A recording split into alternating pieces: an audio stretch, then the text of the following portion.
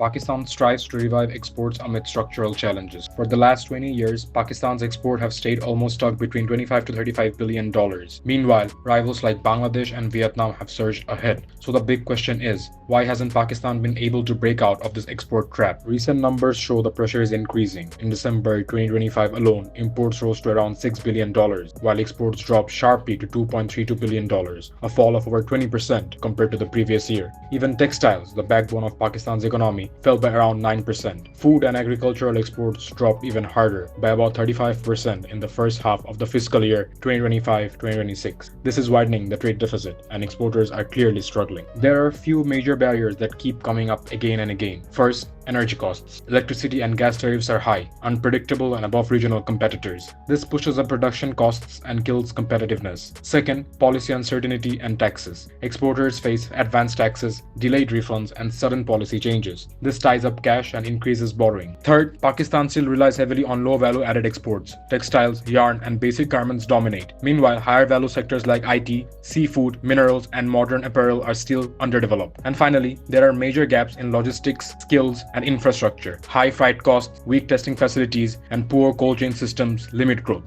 But the government knows the situation is serious. So now the big focus is on pushing Pakistan towards export-led growth. Pakistan has recently formed task forces and high-level committees to address the crisis. One committee led by Planning Minister Ahsan Iqbal has highlighted the need for structural reforms, especially on tariffs, energy pricing, and the overall cost of doing business. Another export emergency committee, chaired by Deputy Prime Minister Ishaq Dar, is working on a plan to push exports to $60 billion within 4 years. The government is also promising support for exporters and SMEs, faster tax refunds, better financing options, and smoother processes in the economic zones. The goal is to ease cash flow problems and restore confidence. The reality is simple. Pakistan cannot reach $60 billion in exports with short-term fixes. To truly grow, the country needs long-term consistency, lower energy costs, better infrastructure, stronger skills, and more value-added industries beyond basic textiles. Right now, Pakistan's export remains stuck near 25 to $35 billion. But if policies stay stable and reforms are real, an export-led model could finally become possible. Because in the end, exports are not just numbers, they are the backbone of economic survival.